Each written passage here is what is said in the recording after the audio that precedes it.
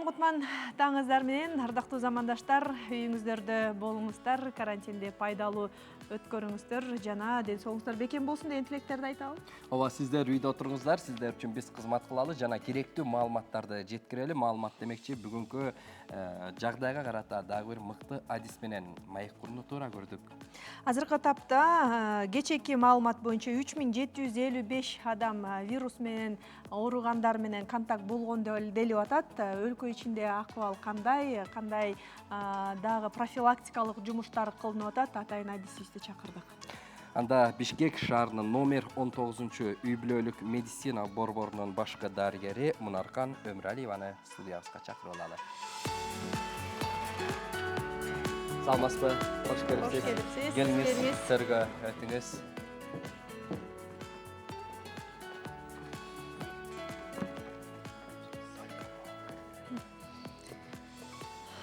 Саламатсызбы? Азыркы тапта ошо Индияда вертолеттор менен дарыгерлердин урматына розанын жалбырактарын, розаларды чачып атышат.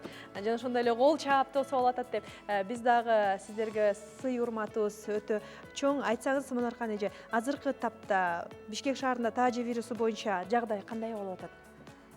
Эми бул Бишкек өзү өлкөнүн борбору болгондуктан негизги орчундуу, олуттуу маселелер Бишкек шаарында аябай жакшы жүрүп атат деп ойлойм. Себеби мен өзүм ушу Бишкек шаарында эмгектенгенден кийин баарына ошо баягы экскурсия болуп турган үчүн Бишкекте өзү негизи ошо биздин саламаттык сактоо министрлиги тарабынан ошонун негизинде мисалы үчүн жагдайга эпидситуацияга карата ар кандай керектүү билдирмелер, буйруктар өз маалында чыгып, ошого туура аткарыш үчүн аракет жасалып атат. Анан бирден бир жакшы жүрүп аткан иш бул өзү башынан жакшы уюштурулган иш бул Бишкекте ошол бир оперативный штаб уюштурулган. Ал оперативный штабта болсо ошол биздин саламаттык сактоо башкармалыгы Бишкек шаардык мэриянын дагы аябай бир чоң көрсөтмө жардамдары менен атайын оперативдик пландар уюштурулган. Ошо оперативдүү ошо жагдайга карата ар кандай бир керектүү маселелерди көтөрүш үчүн, кандай тартипте, кандай шартта ишти алып барыш үчүн. Андан кийин ошол именно коронавирус Бишкек шаарында азыркы учурда бөлөк региондорго караганда тездик менен көбүрөөк чыгып атпайбы салыштырмалуу. Азыркы күндө мисалы үчүн 239 ошол зараженныйлар бар бизде. Анан ошон үчүн ошолорду кандай схема оповещения деп коебуз, кандай табыш керек, алар менен кандай иш алып барыш керек, ошолго карата ошол оперативный штабтын жетекчилиги астында бүт ошо маалыматтар чогултулуп, ошондон ары бир кадамдар жасалат керектүү. Азыркы тапта хейтерлер деп коебузбу, же болбосо ишенбеген адамдарбы, ар кандай сын пикирлерди айткан адамдарга жана вирус жок дегендерге кандай дарыгер катары кандай жооп аласыз? Дарыгер катары мен ошо биринчи кезекте ушу өзүмдүн элиме, калкыма кайрылып келет элем, ушу күмөн саноону токтотсок. Бул жөндөн жөн бир ойлоп табылган, же бир окшоштуруп жасалган бир жагдай эмес. Бул өтө олуттуу, өтө мындай бир артында кандай дагы последствия болот. Ошон үчүн азыркы күндө көрүп атасыздар, токтойт, анан пик болот дегендин баары азыр ошол өзүнүн бир подтверждениясын албай атат. Ошон үчүн күмөн саноону токтотсок биринчи кезекте. Буга негиз бүт айдан ачык көрүнүп турат. Мисалы үчүн ошол ооругандардын биздин шаардык биздин инфекционный больницада, республиканский ошол жерде жатып дарылангандардан бизде бүт статистиканын баары каралып, ошол бир гана мындай бир жери элди күмөн санаткандай болуп атат да, ошол ооругандардын бир арасында бир маалымат боюнча 60-40% чейин, андан кийин 20% деп атат, ошолор жанагы эч кандай белгиси жок, проявлениясы жок, бессимптомный течение болуп атат да. Анан ошон үчүн эми ал адамдын иммунитетине жараша, анан бул коронавирус өзү өтө эле бир куулуп турган, өтө эле бир непредвиденный бир жагдай түзө турган мутацияда болот деп айтып болуп атат. Ошон үчүн ал жагынан ошо элдер күмөн санап ошондон келип туулуп атат деп ойлойм. Бирок ошол бизде лабораториялык изилдөө аябай жакшы жолго коюлган. Өзгөчө эгерде эң жаңы башталып атканда, жанагы санитарно карантинный посттон өтүп атканда обследование кылып, баягы ПЦР деп болсо мазок алынып эметип аткан болсо азыр болсо бүт алар ана кое берилип атканда үйүнө ошол маалда может быть симптому болгон эмес, жаңы көргөзүлгөн эмес. Азыркы учурда аябай ошол келгендердин баарын сөзсүз түрдө обсервацияга жаткырып, шаарда мисалы үчүн 8 обсервация бар. Анын ичинде жанагы конок үйлөрүнөн алынган негизинен ошо Ак Кеме, Гарден, там Достук ошол жерде биздин врачтарды айта кетсек болот. Ошол жерде күн түн иштешип, мисалы үчүн биздин өз мекемеден 19-дан бизде бир врачыбыз, бир уролог дарыгерибиз барып иштеп келишти. Анан ошон үчүн күмөн саноону токтотсок да мен элге кайрылат элем. Себеби азыр ар бир жарандын өзүнүн аракетинен, өзүнүн ошого кылдаттык менен, тактык менен ошол айткан көрсөтмөлөрдү туура так аткарса эле биз ошону жеңип кетебиз деп айтып кетет ал. Сиздин маалыматыңыз барбы же жокпу? Бирок ошо кечээден бери массалык маалымат каражаттары эмес, ошо социалдык баракчаларда элдер жазып атат. Азыр справканы 2400 сомго албай калыптырбыз. Бул атайын керектүү гос органдарда, мамлекеттик органдарда иштегендерге эле бекер экен деп. Бул тууралуу маалыматыңыз барбы? Бул тууралуу мен деле ошондой массалык маалымат каражатынан көрүп атам. 2400 сом деп жана мисалы үчүн көл жакка өтө турган болсо, ошол санитарный карантин посттон өтүш үчүн ошондой справканы алыш керек экен. Справка мисалы эми анализдин жыйынтыгы.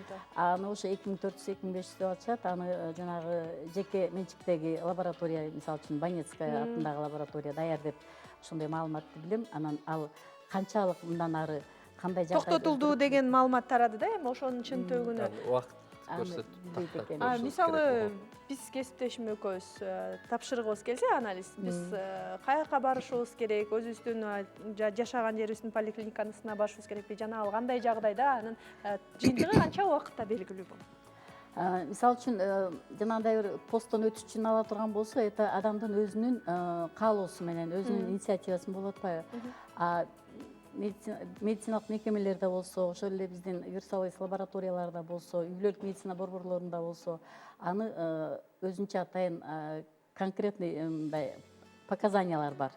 Анын үчүн ошо жана бизде алгоритм деп коет, биздин Минздрав иштеп чыккан ошол алгоритмде 2 категория бөлүнөт, которые бир жанагы ооруп баштагандары, дене табы ысып, мисалы үчүн жөтөлүп, тамагы ычышып, анан кийин ошо жанагы эпидемиологический мындай кырдаалы катуу болуп турган мамлекеттен келген деген ошондой бир опрос кылганда ошонун баары такталат өзүнчө эпидан, ошолорго сөзсүз түрдө алынат мисалы үчүн. Анан эгерде ошол анализи положительный чыгып калып, анан ошол оору бар экени такталса, анда ошол сөзсүз алардын жанындагы контакт болгондор. Контакттар дагы 2-ге бөлүнөт. Жакынкы контакттар, это үй бүлөсүнүн мүчөлөрү, мисалы үчүн ошол чогуу бир палатада отуруп жашап калса, ошолор близкий контакт болот. Андан кийин экинчи категория деп коебуз, бул коллегалар болобу же кошуна колоңдор болобу, алар дагы сөз көзөмөлгө алынып, ошолордун баары текшерилет. Ошон үчүн ал ошо алгоритм боюнча сөзсүз түрдө ошо показания болуш керек да, кимдерден алыш керек. Анан мен өзүм текшерилип коеюнчу деп эле эметкендер болсо, алар жанагы частный лабораторияга барабы, пока бизде ошондой медиктер ошондой иштерди жүргүзүп атышат. Нурхан Азимовна, ошо үй бүлөлүк медицина борборлорунда дартты алдын алуу үчүн дагы кандай иш-чаралар, аракеттер болуп жатат? Мен айтып кетет элем, чындыгында чоң масштабтагы иштер жүрүп атат деп ошону мен таасын эле уялбай эле айтат элем, чындыгындачы. Мисалы үчүн ошол ар бир үй бүлөлүк медицина борборлорунда бир мобильный бригадалар түзүлгөн. Мобильный бригаданын составында ошо дарыгер болот. Эгерде орто медициналык айым болсо, аны ошо ковид боюнча окууну өткөн уюштурулган биздин саламаттык сактоо башкармалыгы тарабынан. Андан кийин лаборант болот. Ошол мобильный бригада деген ар кандай ошо дене табы көтөрүлүп калса, же ошо сырттан келген болсо, ошолорду мобильный бригада барат. Ал биринчиден ошол баягы өздүк мындай безопасность сакташ үчүн бир себеби медиктерди көрүп атасыздар, аябай чоң өтө кооптуу топто экендиги, себеби ушунчалык бир потенциальный эмеге условия көп болуп атат да, жугуп калгангачы. Ошон үчүн мобильный бригадага атайын жанагы жеке коргонуу шаймандары менен каражаттары кийип алышып, даярданып алышып, атайын окутулган ошондой бир бригаданын барышат. Аларда бүт ошол эреженин баарын сактап ошо мобильный бригада иштеп атат. Бишкек шаар боюнча башында 40 болчу, азыр 16 мобильный бригада иштеп атат. Ушул күндөрү мисалы үчүн 8.000ден ашык пациент тейлешти. Анын ичинен жана ооруп калгандарды ошолор сразу больницага жеткириш керек, же болбосо үй бүлө карантинин коюш керек. Мисалы үчүн ошол эле мобильный бригада тарабынан баягы үйдө карантинге кармаш үчүн дагы өзүнчө түшүндүрүү иштери жүргүзүлөт. Андан кийин мобильное приложение деп азыр жанагы телефондорун кошуп каякта жүргөнүн ошо маалымат дайыма берип туруш үчүн ошол дагы жакшы активдүү киришип атат, ошондой да жакшы жол коюлуп атат. Анан мобильный бригададан тышкары үй бүлөлүк дарыгерлер тобунда иштеген үй бүлөлүк дарыгерлер, үй бүлөлүк медайымдар өздөрүнчө дагы аябай чоң иштер жүргүзүп атат. Себеби мобильный бригададан тышкарыда бизде коронавирустан башка да оорукчандарыбыз бар, башка пациенттерибиз бар, жаңы төрөлгөн ымыркайларыбыз бар, баягы өнөкөт оорусу бар, ооруларыбыз бар. Аларды баягы эле биздин үй бүлөлүк медицина борборлорунда тыным жок.